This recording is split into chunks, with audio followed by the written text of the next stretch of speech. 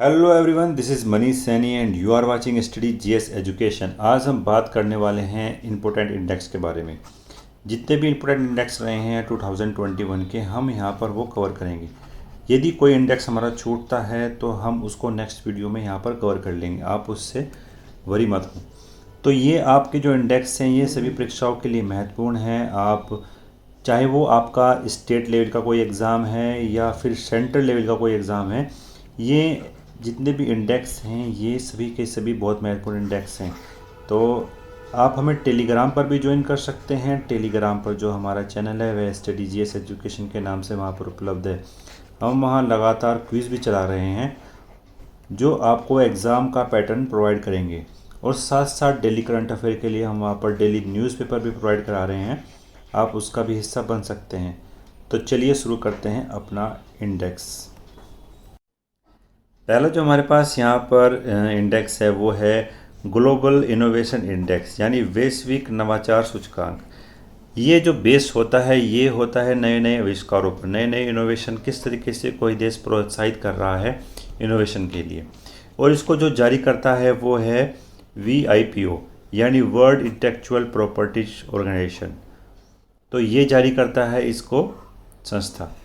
और इंडिया की जो रैंक रही है इसमें रही है 48। लास्ट ईयर जो रैंक रही थी वो रही थी 52। यानी इस भारत में अब इनोवेशन की तरफ बढ़ता हुआ देश बन रहा है भारत। टॉप कंट्री रही है इसमें स्विट्जरलैंड, और सबसे निचले पायदान पर रहा है यमन। यमन एक अफ्रीका कंट्री है, तो ये सबसे निचले पायदान पर रहा है यमन। नेक्स्ट हमारे पास इंडेक्स है वो है world press freedom index. World press freedom index जो बेस होता है वो प्रेस की फ्रीडम पर बेस होता है, यानी प्रेस अपनी बातों को कहने के लिए कितनी तैयार है जनता के सामने। इस पे किस गवर्नमेंट का या सरकार का किसी तरह का कोई प्रेशर नहीं है, ये उस चीज़ को डिफ़ाइन करता है। वैसे भारत का जो संविधान है उसमें आर्टिकल 19 जो एक है वो भारत में प्रेस की स्वतंत्रता को लिए निहित है, यानी आर्टिकल 19(1) में प्रेस की फ्रीडम को भी निहित किया गया है। और जो वर्ल्ड प्रेस फ्रीडम इंडेक्स को जो जारी करता है वो करता है रिपोर्टर्स विदाउट बॉर्डर्स। तो जारी करने वाली जो संस्था है यहाँ पर वो है रिपोर्टर्स विदाउट बॉर्डर्स संस्था जारी करती है।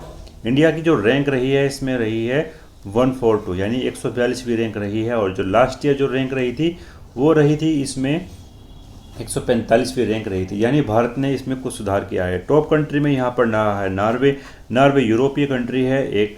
और जो लोवेस्ट रैंक रही है वो रही है इरिटेरिया की। इरिटेरिया कंट्री जो रही है वो रही है 180 कंट्री के अंदर। तो अगर हम बात करें कितनी कंट्री ने इस इंडेक्स में हिस्सा लिया है, तो वो लिया है 180 कंट्री ने इस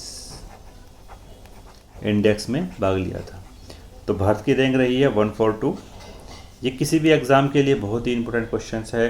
आप दो चीज़ें यहाँ पर आपको याद करनी है, एक तो रिपोर्टर्स विदाउट बॉर्डर्स, और इंडिया की जो रैंक रही है 142।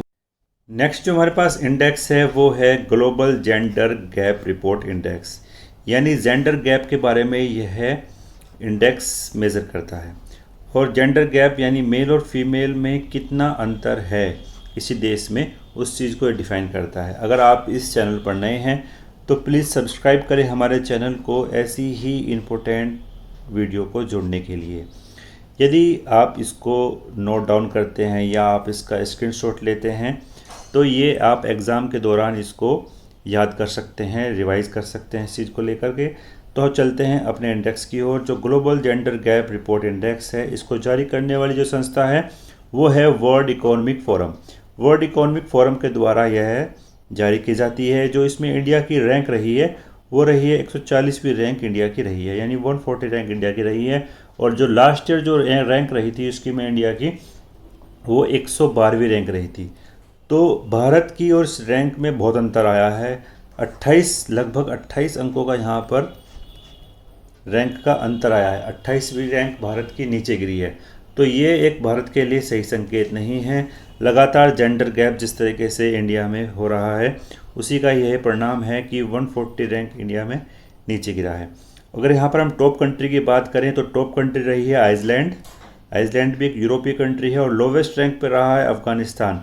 अफ़गानिस्तान ने यहाँ पर रैंक प्राप्त की है 156, यानी हम लास्ट बॉटम पे ही हैं। जो अफ़गानिस्तान लास्ट भी रैंक है वो 156 है, और इंडिया की रैंक कितनी है 140 रैंक। तो बहुत बड़ा गैप आया है इस बार जो रैंक है। तो यहाँ पर गवर्नमेंट को ध्यान देना चाहिए और हमारा जो समाज है उसको भी जागरूक करना चाहिए इस चीज़ को लेकर के। तो चलते हैं अपनी नेक्स्ट इंडेक्स की ओर। नेक्स्ट जो हमारे पास इंडेक्स है वो है ease of doing business report. Ease of doing business report ये मेज़र करती है कि किसी देश में आपको बिजनेस स्टार्ट करने के लिए कैसे कैसे दिक्कतों का सामना करना पड़ता है, या आप कितने इजीली किसी बिज़नेस को स्टार्ट कर सकते हैं, उस चीज़ को लेकर ये डिफ़ाइन करती है। यदि आपको लाइसेंस चाहिए किसी बिज़नेस को स्टार्ट करने के लिए, वो कितनी जल्दी जो है अप्रूवल होता है। आप लोन के लिए यदि अप्लाई करते हैं तो वो कितनी जल्दी अप्रूवल होता है। तो इस चीज़ को लेकर ये डिफ़ाइन किया गया है यहाँ पर ease of doing business report में। तो जो इसको जारी करने वाली जो संस्था है वो रहा है वर्ल्ड बैंक, इसको जारी करती है। और जो इंडिया की जो रैंक रही है वो रही है 63। लास्ट की अगर हम बात करें तो 77 रैंक थी। भारत लगातार ही इस चीज़ को लेकर सुधार कर रहा है, और प्रधानमंत्री मोदी जी की जो पहल है वो इस चीज़ को लेकर काफ़ी आगे रही है कि हमारे यहाँ ईज़ ऑफ डूइंग बिजनेस सही होना चाहिए, यानी बिजनेस को शुरुआत करने के लिए आप एक सही दिशा में जा रहे हैं। तो ये एक अच्छी खबर भारत के लिए, यहाँ पर 63 रैंक आई है। अगर हम टॉप कंट्री की यहाँ पर बात करें तो टॉप कंट्री में रहा है न्यूजीलैंड। तो न्यूजीलैंड टॉप कंट्री रहा है, और जो लास्ट कंट्री रहा है वो सोमालिया। सोमालिया साउथ अफ्रीका की कंट्री है, वहाँ पर ये रहा है सोमालिया। तो easy of doing business report में इंडिया की रैंक रही है 63। नेक्स्ट जो हमारे पास इंडेक्स है वो है ईज ऑफ लिविंग इंडेक्स, यानी आप किसी शहर में कितनी सुगमता से रह सकते हैं, वहाँ पर एयर क्वालिटी इंडेक्स कैसा है, वहाँ पर शुद्ध पेयजल की मात्रा कैसी है, वहाँ पर एम्प्लॉयमेंट कैसा है। इस चीज़ को लेकर यह इंडेक्स डिफ़ाइन किया गया है। स्पेशली ये जो इंडेक्स है ये इंडिया द्वारा इंडेक्स जारी किया जाता है अपने शहरों के लिए। तो ministry of housing and urban affair द्वारा यह इंडेक्स जारी किया जाता है। इस चीज़ में दो चीज़ों को लेकर यह डिफ़ाइन किया गया है। यदि किसी शहर की जो पॉपुलेशन है वो 10 लाख से अधिक जनसंख्या वाला शहर है तो उस चीज़ के लिए अलग इंडेक्स है, और 10 लाख से कम जनसंख्या वाला जो शहर है उसके लिए यहाँ पर अलग इंडेक्स जारी किया गया है। यदि हम बात करें 10 लाख से अधिक जनसंख्या वाला जो शहर है उसमें अगर आप इजीली रह सकते हैं तो वो बेंगलोर शहर है। बेंगलोर शहर में आपका एयर क्वालिटी इंडेक्स, आपका एम्प्लॉयमेंट, आपको जो पब्लिक ट्रांसपोर्ट है वहाँ पर इजीली प्रोवाइड किया जाता है। तो वहाँ पर जो पहली रैंक प्राप्त की है वो बेंगलोर सिटी ने प्राप्त की है। अगर हम बात करें 10 लाख से कम जनसंख्या जो वाला शहर है वो शिमला सिटी है, यानी शिमला जो सिटी पड़ता है आपका हिमाचल प्रदेश में पड़ता है। आप इजीली 10 लाख से जो कम जनसंख्या वाला शहर में उसमें जो प्रथम स्थान प्राप्त किया है वो प्राप्त किया है शिमला शहर ने, यानी आप शिमला शहर में इजीली रह सकते हैं। वहाँ पर एयर क्वालिटी इंडेक्स सही है, वहाँ पर पब्लिक ट्रांसपोर्ट सही है, आपको रोज़गार भी सही मिलेगा। तो इस चीज़ को लेकर ये डिफ़ाइन किया गया है ease of living index. Next चलते हैं अपने इंडेक्स की ओर। नेक्स्ट जो हमारे पास इंडेक्स है वो है ग्लोबल हंगर इंडेक्स, यानी वैश्विक भूखमरी सूचकांक। यानी किसी देश में भूख को लेकर किस तरीके से सिचुएशन है वहाँ पर ये चीज़ डिफ़ाइन की गई है। इसको जो जारी करने वाली संस्था है वो है वर्ल्ड हंगर हेल्पेज संस्था द्वारा यह इंडेक्स जारी किया जाता है। अगर हम इसमें इंडिया की जो रैंक की बात करें तो 94 रैंक यहाँ पर प्राप्त की है, और अगर हम अपने पड़ोसी देश पाकिस्तान की बात करें तो उसने जो रैंक प्राप्त की है वो प्राप्त की है 88 रैंक यहाँ पर प्राप्त की है पाकिस्तान ने। पाकिस्तान और इंडिया का जो कंपैरिजन हम यहाँ पर कर रहे हैं तो दोनों का कंपैरिजन सही नहीं है, क्योंकि अगर इंडिया की अगर हम बात करें तो यहाँ पर पॉपुलेशन अधिक है एज़ कंपैरिजन ऑफ पाकिस्तान। तो दोनों देशों में काफ़ी अंतर है। तो इस वजह से भारत में जो है हंगर इंडेक्स ने अधिक रैंक प्राप्त की है यहाँ पर, क्योंकि भारत में पॉपुलेशन बहुत अधिक है और सभी को जो है खाना भोजन प्रोवाइड करना यहाँ पर एक बहुत बड़ी चुनौती है, जिसके लिए सरकार बहुत सा काम कर रही है।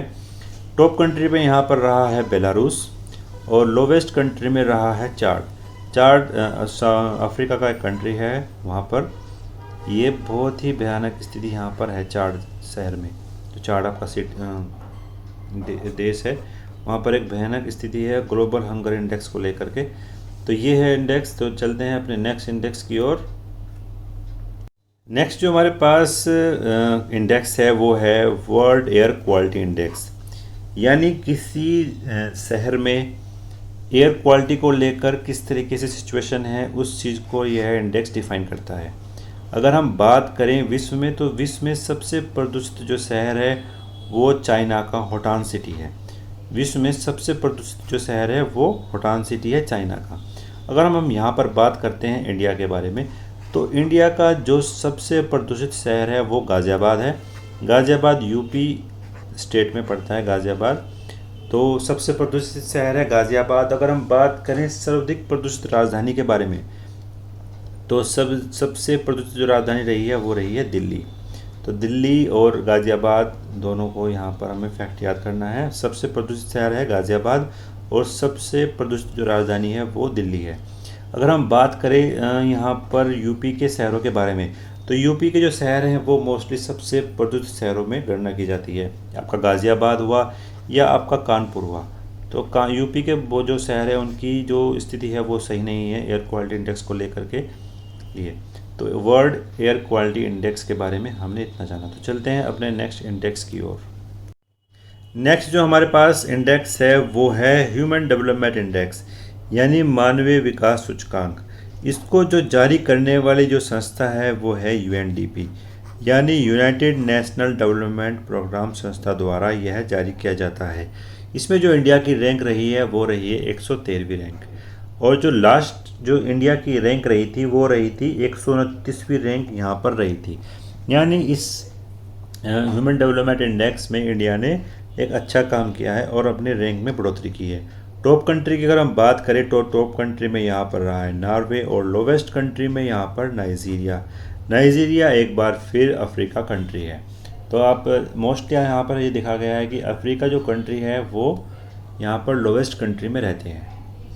और इसको जो संस्था यूएनडीपी ने जारी किया था, और इसको जो बनाने वाले हैं वो 1990 में महबूब उल हक और अमर्त्य सेन द्वारा यह इंडेक्स बनाया गया था। और इसी के लिए ही इन दोनों को जो है नोबेल प्राइज़ भी मिला हुआ है।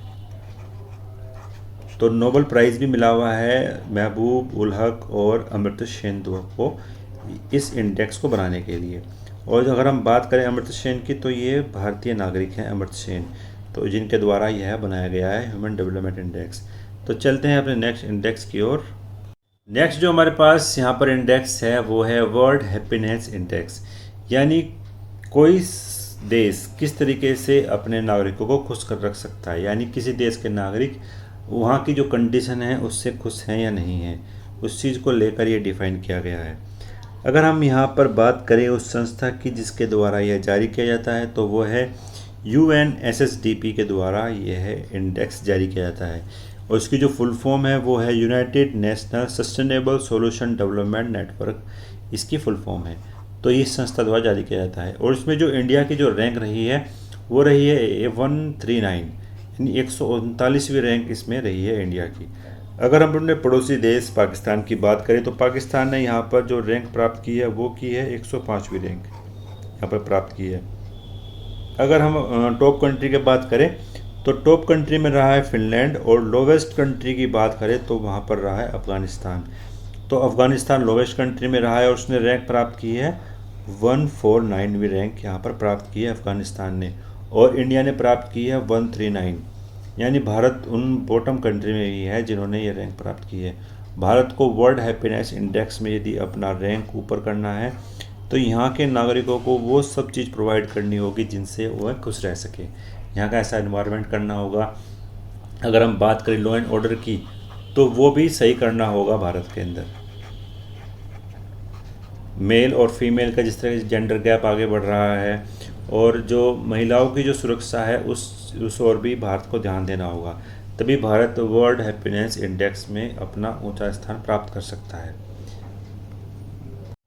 अगर आप देखना चाहते हैं योजनाओं की वीडियो को, किस स्टेट की कौन कौन सी योजनाएं रहीं, तो वो आप यहाँ पर देख सकते हैं। अगर आपको ये वीडियो पसंद आई तो प्लीज़ लाइक करें, शेयर करें अपने दोस्तों के साथ, ताकि वो भी इतनी महत्वपूर्ण वीडियो को देख सकें। और सब्सक्राइब करें हमारे चैनल को यदि आप इसमें नए हैं। तो thank you so much for watching. मिलते हैं नेक्स्ट वीडियो में। जय हिंद, जय भारत, धन्यवाद।